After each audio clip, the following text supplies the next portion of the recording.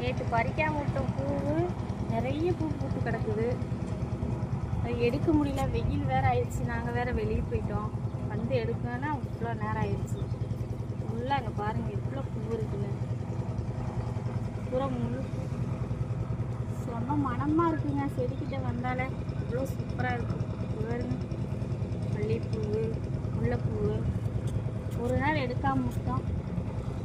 பூரா செடியெல்லாம் பூ.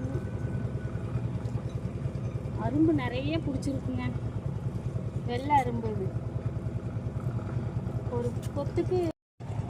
ஓகே, இப்போ பறித்து பூவை கட்டியாச்சு. இவ்வளோ வந்திருக்கு. ஏன்னா வச்சா வீணாக போயிடும்னு சொல்லிட்டு பாருலாம் விரிஞ்சு மலர்ந்துருச்சு. அதனால் கட்டியாச்சு.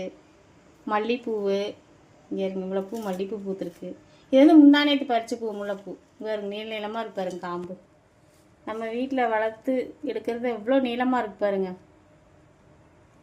நல்லா சூப்பராக நிறைய பிடிக்குங்க. ஒரு கொத்தில் அப்படி 100 பூவெல்லாம் வரும். அந்த அளவுக்கு பூக்குது. சூப்பராக இருக்குங்க. கட்டியாச்சு.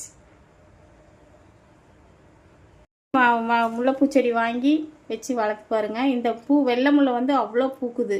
நானே நினச்சே பார்க்கல இந்த செடி இந்தளவுக்கு பூக்குன்னு சொல்லிட்டு. அவ்வளோ பூ பூக்குது. இங்கே இருங்க, சூப்பராக இருக்குங்க. இந்த அளவுக்கு வந்துருக்கு பறிக்காம்பூ. மல்லிகைப்பூ இப்போ தாங்க வச்சு இந்த அளவுக்கு வந்துட்டுருக்கு.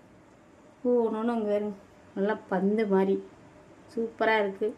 நீங்களும் வச்சு ட்ரை பண்ணி பாருங்கள், நல்லாயிருக்கும். பிடிச்சிருந்தா லைக் பண்ணுங்கள்.